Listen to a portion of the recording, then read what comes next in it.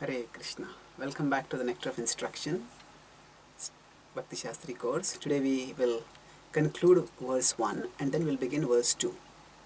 So in the last part of verse 1, we are discussing the purport of Srila Bhaktisiddhanta Swami Thakur from his Anuvritti commentary as Srila Prabhupada has explained it. So let's have a look at this purport, what we have discussed till now and what we'll discuss further.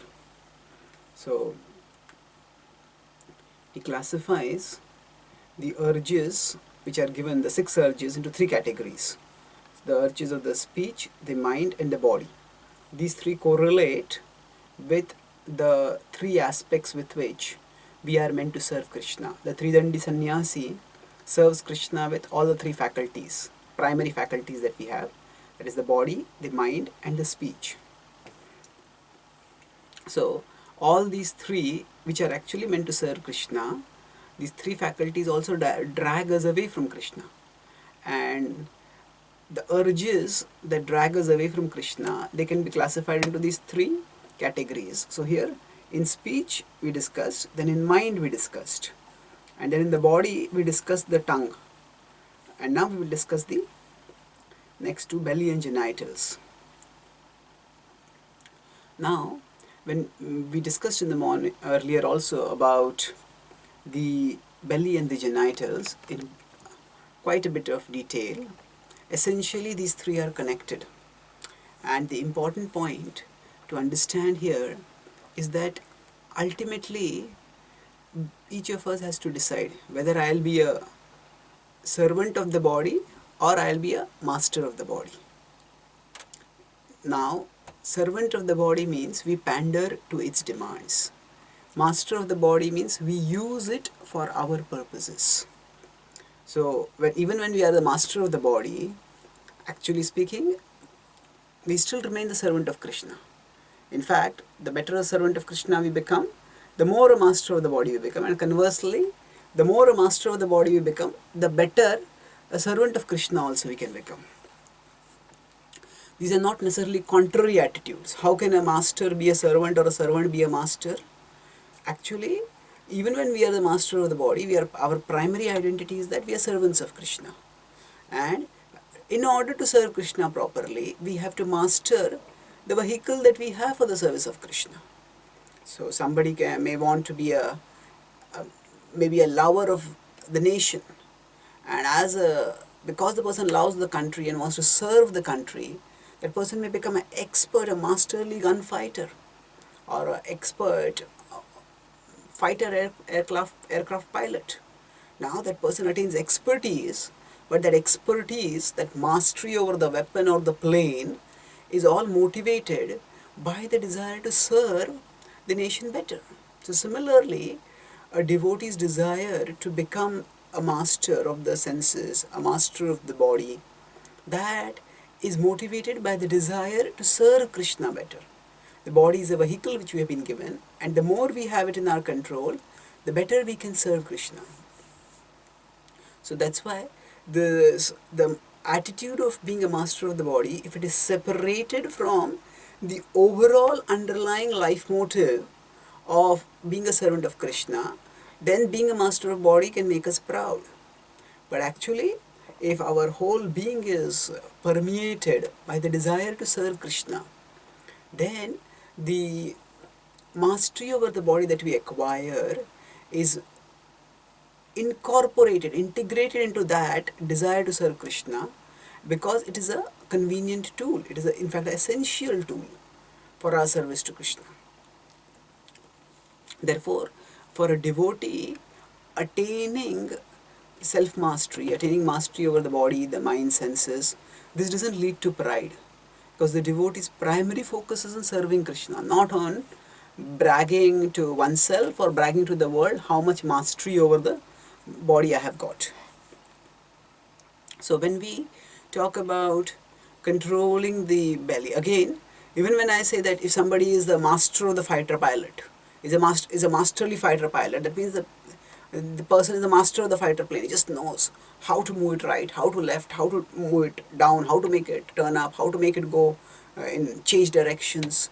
Now that mastery doesn't mean that the person completely neglects the fighter plane. Right? Actually, fighter plane, the master pilot takes the takes excellent care of the fighter plane. Why? Because the fighter plane is essential for that fighter pilot to exercise his skills, to utilize his skills for the service of the nation. So similarly, we take care of the body adequately. So the difference between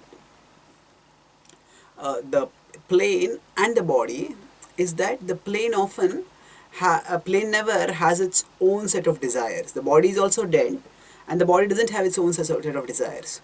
But because we have identified with the body in the past, that identified misidentification of the body, mind, and senses, that has created a set of default programs within it. That has created a set of default tendencies, and those default tendencies make the body go in a particular way, and we as souls also go along in that way. That means that we may sometimes personify the mind, saying the mind is speaking like this, and when the mind speaks like that, just neglect it, or just, as you say, beat it, silence it. So now the mind, is it a thing? Is it like a living person which has its own voice? No, the mind is not. Mind is actually unconscious. Of course, it is subtle. It is not gross matter, it is subtle matter, but still it is unconscious. But then how does it speak something? How does it tell us, do this, don't do this, I don't like chanting, I want to enjoy? How does the mind say all these things? These are basically the default programs that we have stored in the mind. It's like if I work on a computer. In a computer, if we repeatedly choose a particular option, then that option gets stored in the computer, and that becomes chosen again and again by default. So when we repeatedly choose something, that becomes a default, and then even without our wanting to choose it, that option will come up, prompt, would you like to do this? Because that has become the default option. So like that, pandering to the mind, the senses, the body, that has been the default option that we have chosen for a long time, and that's why that props up.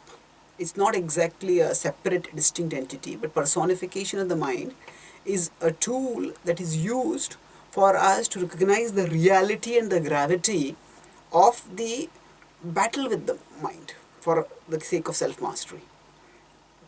So the point of this analysis is not to talk elaborately about the mind per se, that we'll be doing in Bhagavad Gita. Here the focus is on understanding that we need to take care of the body. So a fighter pilot will take care of the fighter plane so that the masterly skills in using the fighter plane can be utilized. Similarly, a devotee has to take care of the body, but the devotee doesn't pander to the body, doesn't satisfy every one of the desires, urges that comes in. So that's why when we eat, we need to eat adequately to nourish ourselves. Now, we shouldn't, in the name of being sense control, starve our body. But at the same time, for us, more often than the extremity of starving the body is the likelihood of excessively feeding the body and thereby undermining its performance, undermining its capacity, its utility in Krishna's service. So as devotees, both these extremes Krishna discourages. Natyashnatastu yogosti na chaikanta manashnataha. Krishna nati swapnashilasya jagrato naivacha Arjuna. In the 6th chapter, 17th verse, Lord Krishna says that one who eats too much or eats too little, one who sleeps too much or sleeps too little, such a person cannot become a yogi. And then the next verse, in 6.18, he says, therefore be regulated. Yuktahara viharasya, yukta cheshtasya karmasu, yukta swapnavabodhasya, yogo bhavati dukkhaha. That be regulated in eating, sleeping, recreation and work. And by such regulation, then when one practices yoga, by yoga one will attain transcendence. So when you talk about taking care of the belly or not succumbing to the urges of the belly, that means we provide the body whatever is required, but not beyond that. And then same with the genitals, we discussed about how the principle is not to deprive, but to retrieve. To retrieve this particular activity to its use, to its purpose, actual purpose, as it is in the part of the Lord's plan. So now, Srila Prabhupada gives a conclusion to this purport. He says the conclusion, essential theme of the NOI is that ultimately we can serve only one master. Now we cannot serve both the senses and Krishna.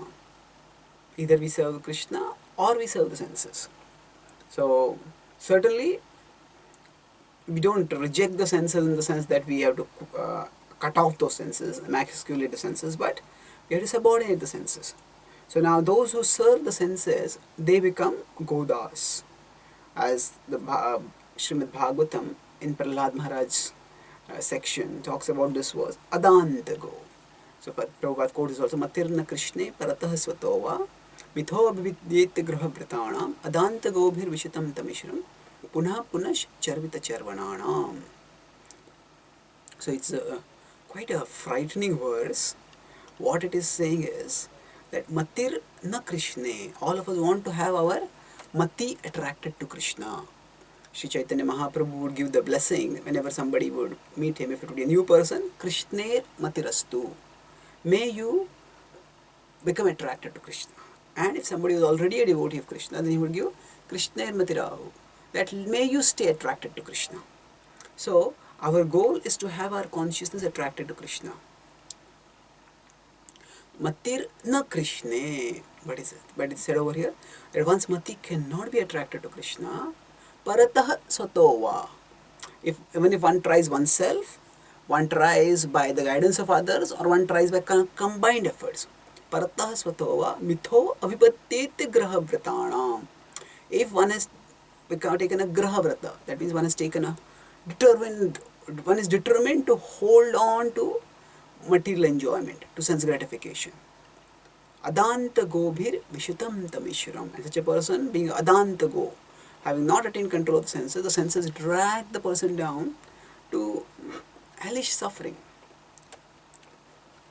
So, Punha Punash Charvita Charvananam. And actually not only does the person go to suffering, what does the person do while going to suffering? The person is again engaging in the same thing.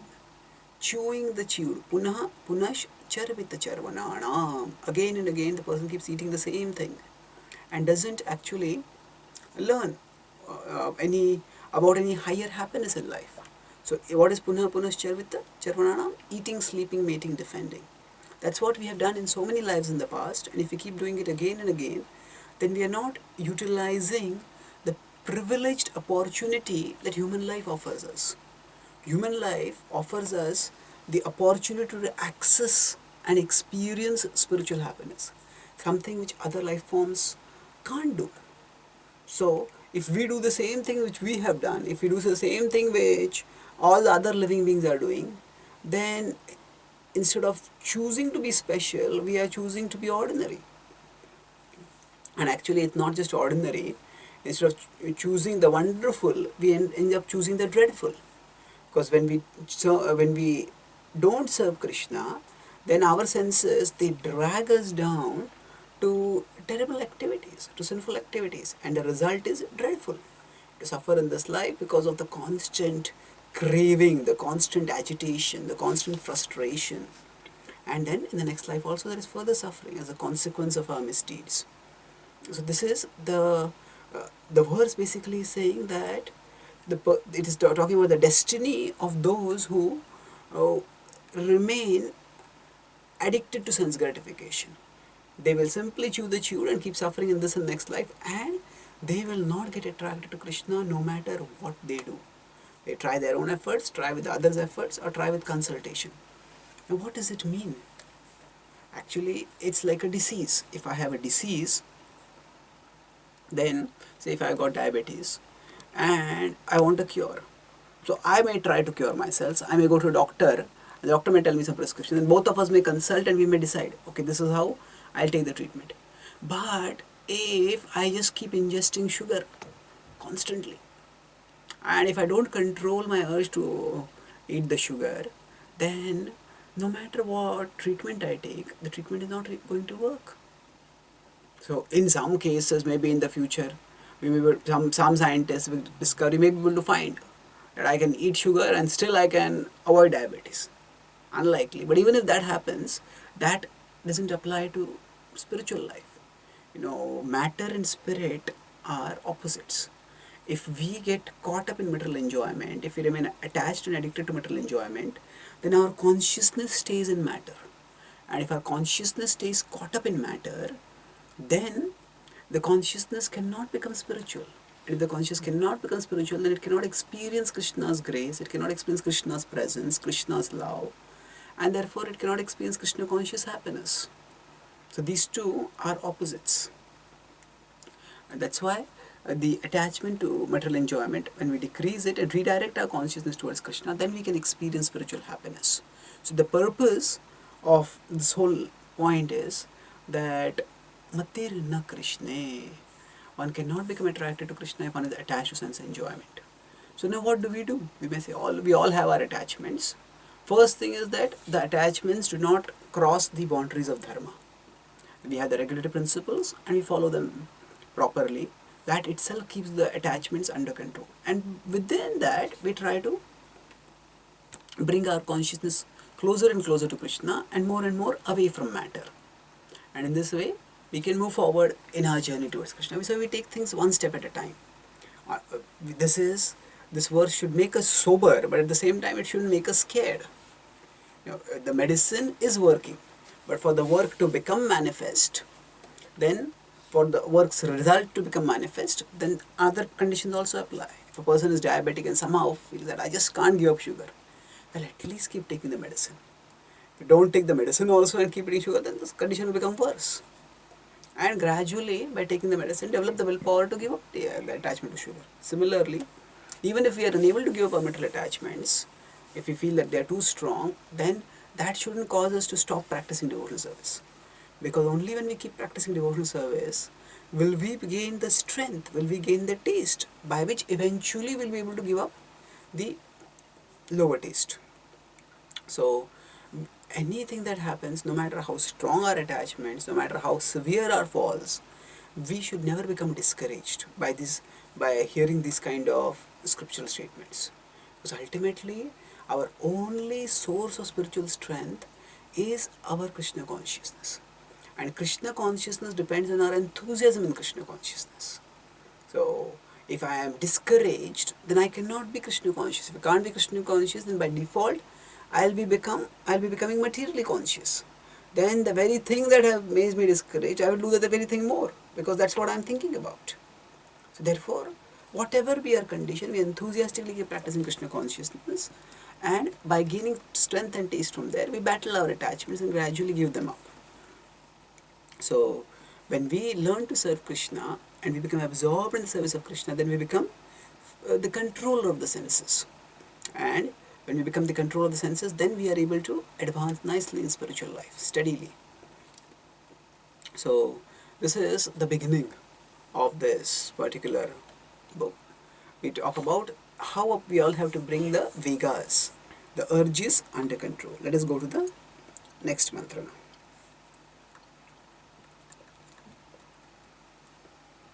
So the mantra 2 is atyahara prayasascha prajalvo niyamagraha jinasangascha laulyamcha shadbir bhaktir vinashyati. So vinashyati is destroyed. Shadbhir is 6. By these 6 activities, bhakti is destroyed. What are these 6 activities? Atyahara, eating too much. Prayasascha, prajalbo nyamagraha. Prajalba, so atyahara is overeating, prayasa is over endeavoring, prajalba is talking unnecessarily, niyamagraha is, Prabhupada will explain that it can either be following rules for the sake of following, agraha, or agraha, not following them at all, janasangascha, associating with materially minded people, laulya, greed, shadbir bhaktir vinashyati. So these 6 cause the bhakti to get destroyed. Let's look at Srila Prabhupada's translation.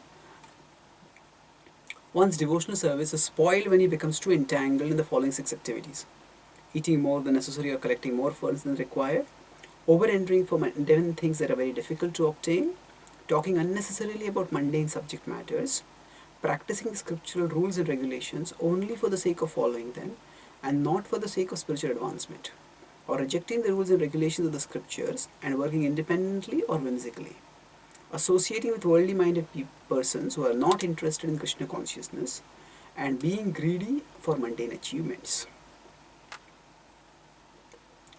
So let us have an overview of the purport of Srila Prabhupada. Before we go into that, Srila Prabhupada first starts by giving a philosophical background.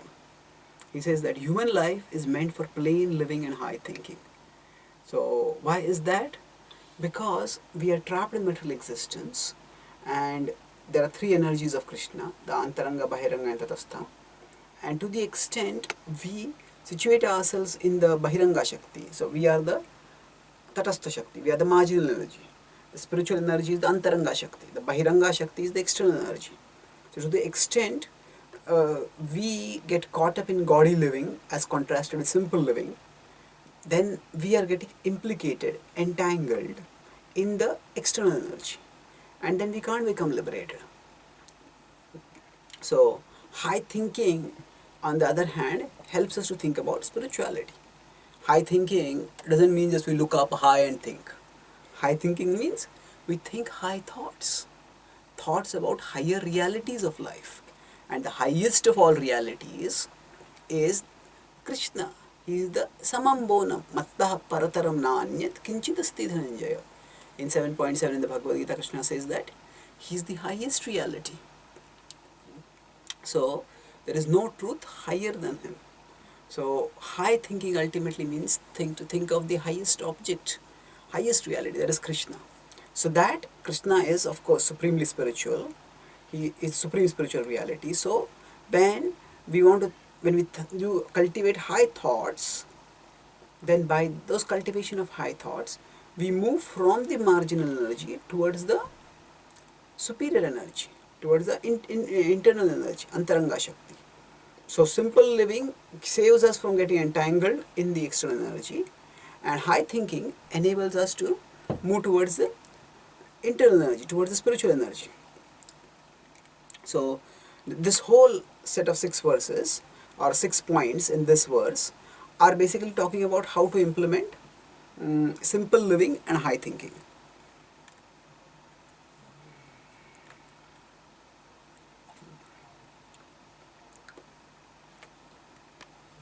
So here we look at this purport. So there is atyahara, prayasa, janasanga, laulya. And there is of course prajalpa and niyamagraha over here. So let us look at each of these one by one in more detail.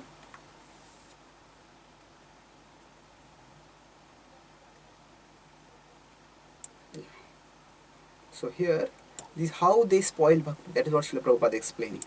So let us look at the atyahara. So ahara means to eat, to consume, and atyahara means to eat too much. So atyahara would mean that we eat too much. Now eating is not just, so ahar is not just for the tongue. Krishna uses the word that when one tries to control the senses, one feels as if one is becoming nirahara. Vishaya vinivartante niraharasya dehinaha. That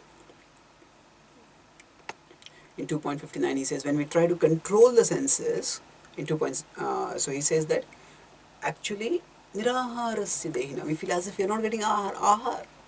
Actually for alcoholic, alcohol is not actually an ahar, but the person feels this is my ahar, I need it, I can't live without it. So when we try to control the senses, then we feel as if we are not getting, that hunger is not getting satisfied. Niraharasya dehina rasavarjam rasopyasya. So although one may not eat, but one may not engage in that sense gratificatory activity, but still the desire for that sense gratification remains. But then param drishtva nivartate. When one gets a higher taste, then one becomes free from that craving. One experiences a higher happiness. And then the nirahara feeling goes away. So there is ahar not just for the mouth, but the ahar for all the senses. The eyes want to see good looking forms. The hands, the body wants to touch soft objects like that. So now when we talk about ahar, Srila Prabhupada also includes that accumulating too much. Because ultimately possessiveness is the ahar for the is the expression of the ahar of the ego. Just as there is ahar for the tongue, there is ahar for the ego, the diet, the food.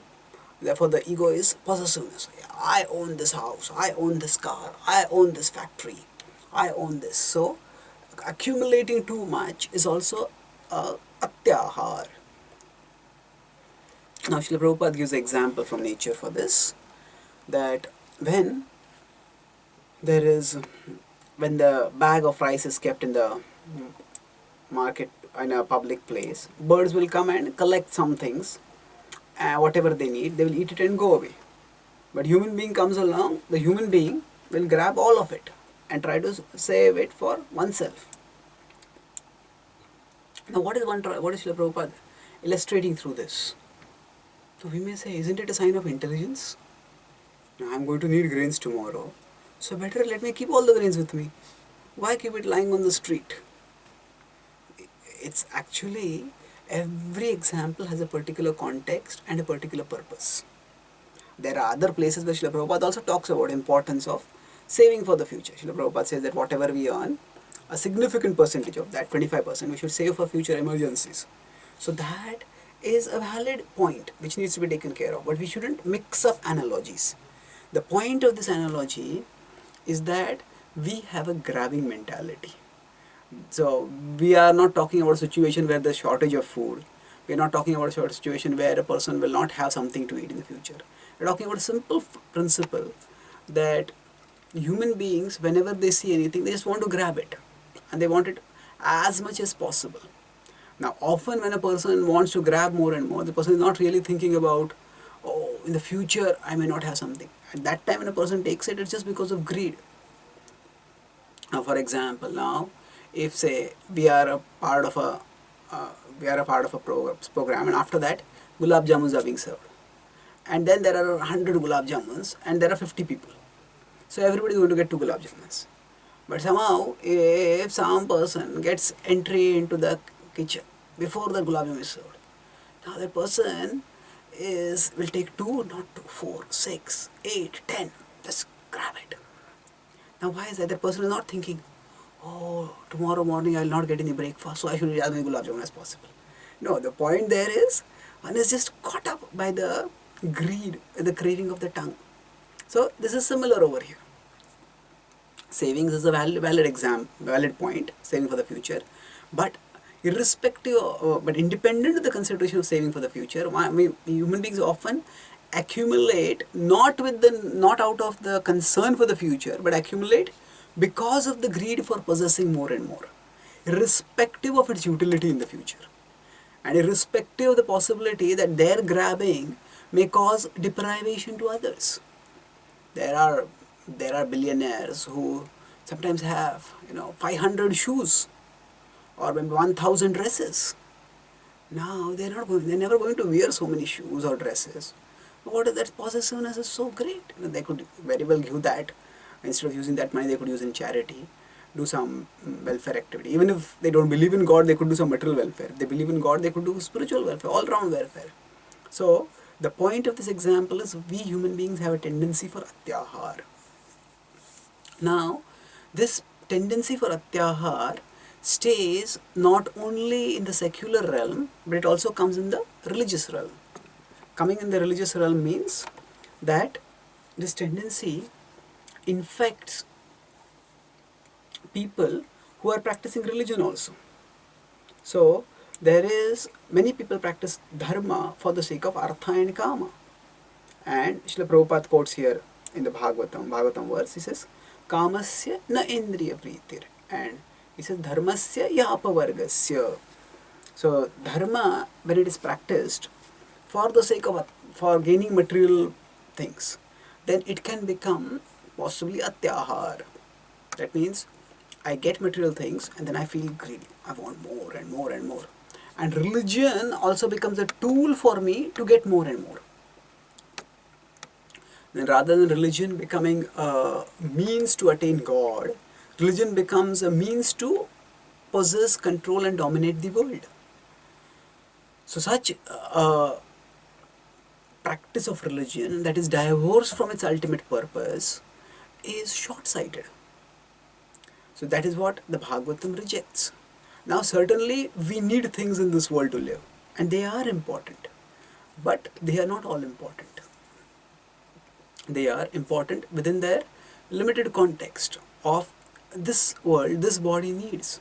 But beyond that, our soul needs something beyond this body and beyond this world. It needs Krishna. And religion is ultimately meant to fulfill that longing of the soul for Krishna. So the Bhagavatam focuses on paradharma. So in 1.2.6, it first of all makes it that the paradharma is that which involves practicing of pure devotional service to Krishna. Savai pumsam paro dharmo yato bhaktira dokshije ahaitukiya pratyata yayatma suprasidati. That only that loving service to the Supreme Lord, which is unmotivated and uninterrupted, only that will satisfy the heart. Then after that, the Bhagavatam talks about other kinds of dharma, and it says no, these are the kind of dharma which one should not practice. And in that, it is described that actually, now Srila Prabhupada was once asked by one professor that this comes in Lilamrit, that if you have written so much, if someone were to study a very small sample of your teachings to know what your actual message is, what would you like to tell them? So Prabhupada quoted these two verses. Let's look at these two verses. 1.2.9, which Prabhupada quoted over here.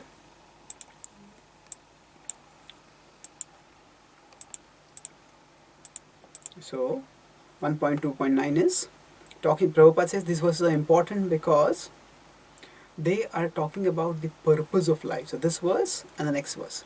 This verse is Dharmasya ya apavargasya narthortha yopakalpate narthasya dharmaikantasya kamo labhaya hi smritaha. It says dharma is for apavarga. The practice of dharma is for attaining liberation. It is not for artha. Artha will come as a byproduct, but one should not focus on artha. And narthasya dharmaikantasya. And if while practicing dharma for the ultimate purpose one gets artha, that artha should not be used for kamo labhaya, that should not be used for material gains, that should not be used for material enjoyment. And the next verse continues, 1.2.10 is kamasya na indriya pritir, that kama should not be used for, if we have desires, we cannot give up desires, but the desires should not be used for sense gratification. Desire should be directed towards spiritual inquiry. Kamasya na indriya pritir labho jivet yavata. As how much should we endeavor at the material level? As much as necessary for living. Labho jivet yavata. And then jivasya tattva jigyasa. Jivasya tattva jigyasa means that the purpose of human existence is spiritual inquiry. Jivasya tattva jigyasa nartho yascheha karmabhi. That actually there is no other purpose of the life of human beings. That nartho yascheha karmabhi. So now here Srila Prabhupada is talking about the important point is that we have to endeavor for spiritual purposes. Now interestingly, this is in prayas, but let's look at this. What Srila Prabhupada is saying is, if our endeavor is not to inquire about the absolute truth, we will simply increase our endeavor to satisfy our artificial needs. So we have the power of desiring and we are going to direct it somewhere. Either we direct it towards Krishna or we direct it towards material things. So if we do, and according to our desire, we will endeavor. So if our endeavor is not to inquire about the absolute truth, then we will simply increase our endeavor to satisfy our material needs. So here Srila Prabhupada is making the point that even religion should not be used as a tool for atyahara. If we use religion as a tool for atyahara, then we deprive ourselves of the true benefit of religion. Now moving forward, let us look at what is the philosophy Srila Prabhupada is giving over here? That here he's talking about atyahara, the futility of atyahara he talks. First he talks about a philosophical principle that human life is meant for something higher. But if one doesn't accept the philosophical principle, one will have to bear the consequences. So he tells the anecdote of how a wealthy businessman was reborn as a cobbler, and in the same house in which he had built with his own hard work, when he went to the next life, he was not allowed entry. He was just beaten out of there. So what is the use of atyahar? We may accumulate a lot, but we will not carry anything with us in future. When we understand that ultimately the only thing that we will carry with us is our consciousness. The way we have developed our consciousness, the evolution of the consciousness is what will go with us. Then we will focus much more of our energy on the evolution of our consciousness. Otherwise, we will let ourselves get distracted in petty things. So, now in connection with this, Srila Prabhupada now talks about this at 3 levels. He talks about atyahar in terms of eating too much. He has explored that quite a bit already in the previous verse in terms of Jiva Vegam. Now he talks about earning too much money, and then he talks about acquiring too much information. So reading the books of the Karmis, reading the books of the Jnanis, just filling one's head with data. So actually, it is, everybody feels that something is missing in my life. Something is missing. There's something empty in my heart, and I want to fill that. But people don't know what it is that's missing and how is it to be filled. So some people, they try to get over that emptiness by filling their belly with food. Other people try to fill their house with possessions. Some other people try to fill their bank accounts with figures. Some other people try to fill their nameplates with degrees. Some other people try to fill their brains with information. But all these people miss the point. The point is, it is the heart that is empty. And the heart can be filled only by love. And that love, if it is to fill the heart, then it has to be directed toward the Supreme Lord. Because He alone is infinite, and He alone is capable of fully reciprocating love with us. So all these other endeavors, the endeavors for possessions, for money, the craving for food, the greed for, even for degrees, the greed for data in the head, all this is a misdirection of the original pure longing of the soul for Krishna. And the way to give up atyahar, as Srila Prabhupada says here, is that we should endeavor for the absolute truth. The stronger our desire for Krishna will become, the weaker all our other desires will become. So we shouldn't try to give up atyahar independent of intensifying our Krishna consciousness. It will be very difficult. But if you focus on intensifying our Krishna consciousness, then giving up atyahar will automatically happen as a byproduct. The essence of bhakti is not so much saying no. But the essence of bhakti is saying yes. When we say yes to Krishna, a no to Maya automatically happens. If we just keep saying no to Maya, no, it's difficult. Because there is nothing pleasant in saying no. And especially if something pleasant is being offered, then saying no to something that seems pleasant is definitely not pleasant. It is unpleasant. So, how do we say no to that which appears pleasant? We should have something better to say yes to. When we focus on, so it's not that, so we focus on saying yes to Krishna, then saying no to Maya becomes easy. So it's not that if a devotee has talent, has ambition, it's that the devotee should try to live just above the poverty line, should not try to earn money, should not try to acquire knowledge, should not try to endeavor. No, if a devotee has the drive, has the ability, has the inclination, then surely devotees can work. And then they can try to spiritualize their activities. So they can spiritualize by directly engaging their talents in service of Krishna, if it is possible. If that is not possible, then they work in the world, but then they use the fruits for Krishna's service, for Krishna's glorification. So the point here is that whatever we do, our urges, our drives, they should not take us away from Krishna. So what will be atyahar for whom will be different depending on time, place and circumstance. Rupa Goswami and Sanatana Goswami, they were pure devotees. Rupa Goswami has himself written that we should not do atyahar. But then we know that Rupa and Sanatana Goswamis, they had almost like a boatload of gold, which they gave away when they renounced the world. Now we may say that, isn't having a boatload of gold atyahar? Actually speaking, it is not, because they were Kshatriyas, and Kshatriyas are meant to be the custodians of wealth, and as custodians, they do have a lot of wealth. So they collect taxes on behalf of the citizens, and then they give it as charity. So the Rupa and Sanatana Goswami were actually maintaining Brahmanical culture. They were supporting the Brahmanas and Vaishnavas, and they were creating an enclave, a safe place for devotional culture within the onslaught, within the overall onslaught on the devotional culture that was happening because of the Islamic rule at that time. So their position, their possessions, they were all used in the service of Krishna. So, for a Kshatriya, what is atyahar will not be the same as what is for a Shudra or a Vaishya.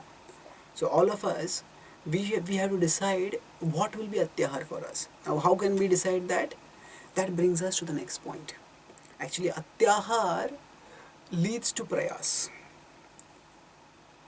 So when we try over endeavor to gain something, so or when our greed for possessing something becomes disproportionate, then we have to over endeavor to gain things, and that over endeavor distracts us from spiritual life.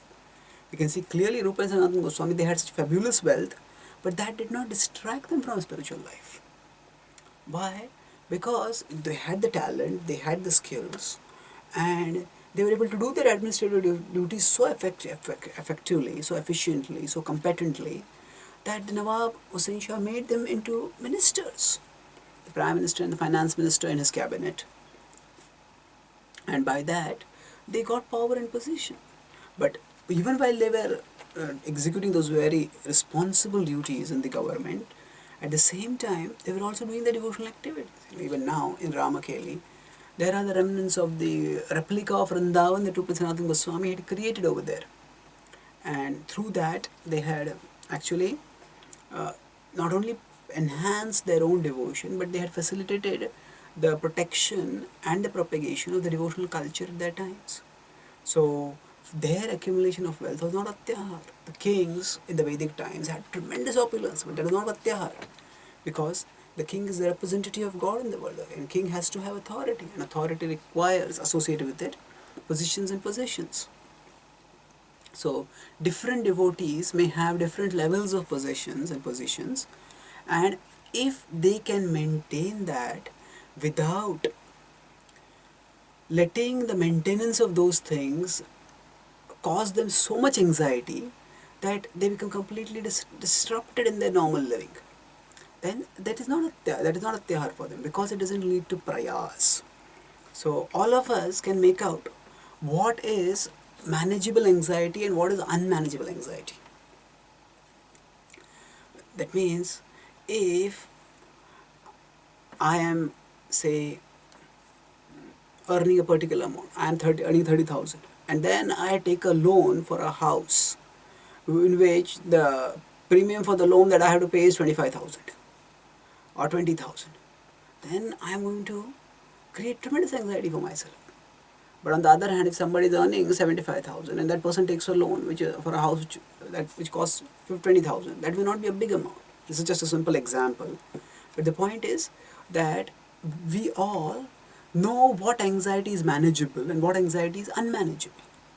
So when we take up anxieties that are unmanageable, then by that, those anxieties force us to do prayas. And the urge to take up those anxieties, the urge behind them is atyahar. So let's look at prayas now. So prayas, now the word prayas in normal parlance often has a positive connotation. Prayas means prayas karo. try, endeavor. But here the word is prayash, prayashascha, prayash, prayasa, prayasascha. So prayasa, here it is used in the negative connotation, that it is over endeavor. Why over endeavor? Because it distracts us from spiritual life. So over endeavor means we have our material duties and our spiritual duties. So if our material duties take up so much of our time, our thought, our energy, that they leave us with no time, thought or energy for spiritual life, then that is becoming over endeavor. And that over endeavor is undesirable. That over endeavor is condemned. Endeavor is not condemned. And now, in today's society, there is such a great imbalance that the scriptures talk about how a person shouldn't neglect spiritual life for the sake of material enjoyment and family maintenance. Now, nidraya riyate yaktam vyavayena chavavaya divacha arthe haya rajan kutumba bharanena va. Other person says that, the Bhagavatam says that the materialistic person spends the night time in sensual enjoyment or in sleep, and the daytime divacha arthe haya rajan, in accumulating wealth, or kutumba bharanena va, or maintaining the family. So all these are classified as material, and in contrast to that is spiritual, Shrotavyadi Rajendra, that we have to hear about Krishna. So now today's society is so imbalanced that, leave alone having a balance between material and spiritual, many people are unable to have a balance in their material life itself. That means people get so infatuated by their egos to possess and parade so much, that they spend hours and hours and hours working overtime in jobs, and they don't have time even for their own health. They don't have time for their families. And so this is, we would say, prayas multiplied, prayas square or prayas cubed. The prayas is that our material life distracting us from spiritual life, but letting even one fragment of material life in our profession is just one part of our material life. In our material life, we have to take care of our body, the health we have to take care. Then we have to take care of our job, our financial requirements, and we have family. So today people's job sometimes becomes their everything. They don't take care of their health, and they don't take care of their family also. So according to some surveys, this infatuation with work, obsession with work, has risen to addictive levels. So there's a word for that. Just like there are alcoholics, there are workaholics. So what is workaholism? The idea that people people get their whole sense of self-identity, security, self-worth just from work. And just as for some people, alcohol becomes the way to escape from all the problems of life, similarly for some people, work becomes the means to escape from all the other problematic dimensions of life. So this sort of unidimensional fixation of one's life with only one aspect, that is extremely imbalanced. So workaholism is prayas in its modern super perverted manifestation. Now the problem with this sort of prayas is that it is often glamorized in today's society. This person is so committed, so dedicated to the work. It's talking about his commitment and dedication, but then what about the whole life? A person is not just the work. A person has a complete life, and that life means one has one's family, one has one's job, one has one's health, and one has one's connection with God. So all these have to be balanced. So as devotees, we have our office, we have a workplace, we have our home, and we have our temple, and all three have to be balanced. So if our office takes away the time from the home and the temple, that is prayas. If our office and our home both take away the time from the temple, that is also prayas. So how do we attain that balance? Attaining the balance, there's no one formula that you give this many hours for this many hours for this many hours for this. Life doesn't run by such mathematical formulas, because life is unpredictable. Things keep changing in life. So the balance that we have to strive for, so that we don't go into over endeavor, is not a static balance that is based on a formula. It is a dynamic balance that is based on a compass. So what does it mean, a dynamic balance? Now, if I'm driving a cycle or I'm driving a bike, a two-wheeler basically, then if I want to go this way, then the balance stage of this vehicle is straight. But then if I have to turn right, then the balance state of the vehicle is not straight. It is tilted. So when I tilt, then I can go right. And then again, if I want to go left, then again the balance state is not vertical. It is tilted towards the left. And then after that again the balance state becomes vertical, and then I move forward. So similarly, when we are balancing our life, the balance is never a static balance. So it is always a dynamic balance. So sometimes our work pressure may be a lot, and we may have to spend more time in work. And sometimes, so we may have to bend one way, we have to bend another way sometimes. Sometimes in our family, some situations may come up which require a lot of attention. So at that time, we have to spend time over there. And a new member arrives in the family, a child is born, somebody falls sick, there's some other situation, then all these situations require time. So we have to devote the time. But then we should also make situations, there should also be situations when we devote more time towards Krishna. There are yatras, there are festivals. So at that time, we put other things aside and we focus on our spiritual life. So overall, our dynamic balance is based on a compass.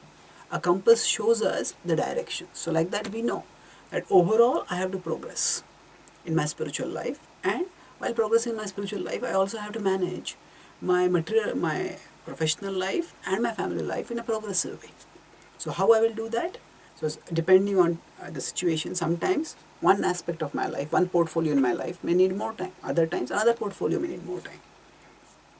That we will have to adjust according to time, place, circumstance. But the overall point is that a devotee prioritizes spiritual life, because we understand ultimately the most important relationship that we have is a relationship with Krishna. That is the only relationship that is eternal. And all other relationships are valuable to the extent they contribute to our relationship with Krishna. So other aspects of life should be harmonized with our spiritual aspect, with our aspect of connecting with Krishna and devoting ourselves to Krishna. Now this prayas can express itself in very perverse ways. That people, because they over endeavor so much, they become frustrated by that over endeavor and they need escape ways. And then their escape ways may be brothels, factories, liquor dens. So this is what is happening is, see, when we over endeavor, the human beings have a capacity to work. Naturally we are meant to work, we are not meant to be lazy. But when there is excessive greed, there is disproportionate endeavor. And the disproportionate endeavor causes frustration. And that frustration requires a expression, a release, which is often even more perverse. So all these things that people need, that's because their overall lives are not balanced. So people go into these sort of things, like alcoholism or prostitute or visiting prostitutes. It's because their whole life is so imbalanced that they are frustrated with their imbalance and they just want some quick release, some quick escape way. But actually the escape way turns into a trap way. It makes them addicted often. So now the problem is that there again Prabhupada said that we have less time for spiritual inquiry because of prayas. And then he quotes the verse Chaitanya, Jivasya tattva jigyasa na artho yaschiha karmabhi. We have to keep our priorities clear. We have to keep first things first. Now when we talk about prayas further, as sadhakas, we have to definitely endeavor in our material life, in our spiritual life. So one thing which we can use, one parameter that we can use for intensifying our spiritual endeavors is by comparing our spiritual endeavors with our most inspired, with our most motivated material endeavors. That means we can think of a time when in our material life we were in a zone. Being in a zone is the term that people use when they are at their peak performance. When a sports star, when a cricketer is batting very well and is able to hit all the strokes, that's when a person is in a zone, in a high performance. completely concentrated, completely focused. But sometimes when people are working, say, doing a computer program solving, they're in a zone. I just think this concentration is so good, the thinking is so precise, and the results come quickly. So there are many times when in our profession we go into zone and we offer ourselves completely to that work, and we get wonderful results over there. And there are times when we are not in our zone, but then we still keep working hard because we know this is important for me. And then in both ways, so when we are in a zone, we offer tremendous productivity, and when we are not in our zone, there is determination which keeps us going. So a devotee thinks, if I can offer that much to my material life, why am I offering so little to Krishna? So when we compare the endeavor that we are doing for material life, then we say, yes, let me endeavor for Krishna also. So sometimes, we become lethargic about being attentive in chanting, about studying scriptures. We feel, I just want some relaxation, some relief. I thought that chanting was supposed to give me relief, but chanting is such hard work. Now, where is the relief? I came to hear Krishna Katha to get some relief, but there is so much philosophy over here. And I am getting exhausted by the philosophy.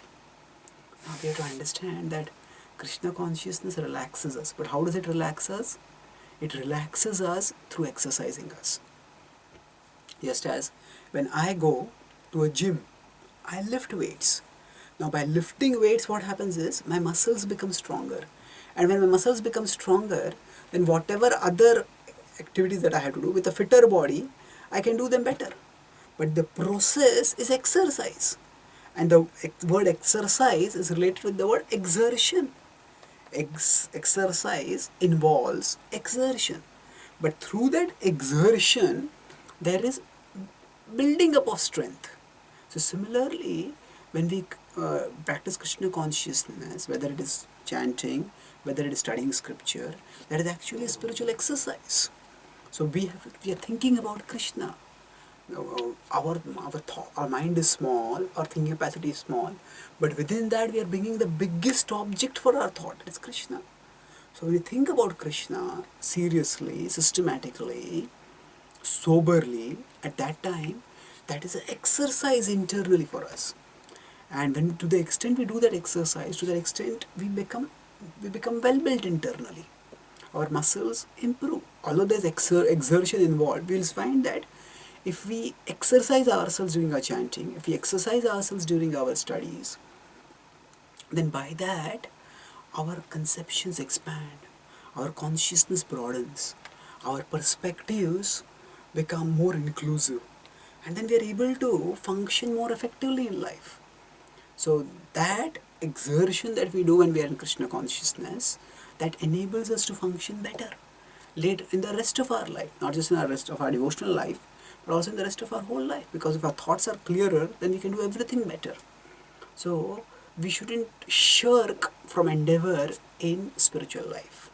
In fact, the whole purpose of minimizing over endeavor in material life is so that we can endeavor wholeheartedly in spiritual life. So by thinking, if we can think about our best material performance and think, why should Krishna get less from me than what my material boss got? What I did for some other people, why should I do anything lesser for Krishna? If I love Krishna, most often we don't really love our boss. We respect that person if that person is good, but we want to love Krishna. So love should bring out actually something better from us than what came out when we were working out of obligation. So by thinking thus, a devotee can bring the heart into the service of Krishna and therefore do this prayas. And this prayas is actually joyful. This prayas is actually, it helps us to grow in our spiritual life.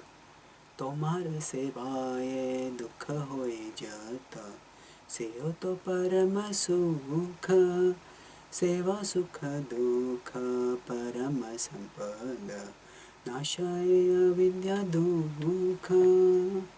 So, Bhaktivinoda Thakur sings in his song Atma Nivedana Tuvapade, he says, Tomar sevaye dukha hoye jata. That in your service, whatever anxiety is there, seyo to parama sukha. This is the supreme happiness. Why? Because it connects us with Krishna, and Krishna is the source of the supreme happiness. And the more we experience spiritual emotions in relationship with Krishna, then our infatuation with material emotions dies away. And when our material attachments die away with us, then we don't suffer materially. So, seva sukha dukha parama sampada. So when we exert for Krishna, whether there is happiness or there is distress, in both ways we are getting enriched because we are spiritually awakening. Our spiritual emotions are getting awakened, and then our material emotions will die out by that. Nashaya vidya dukha. Our material miseries will die away as our material emotions die away. So thus, as devotees, we minimize our material endeavor and maximize our spiritual endeavor. And that way, we minimize our misery and maximize our happiness.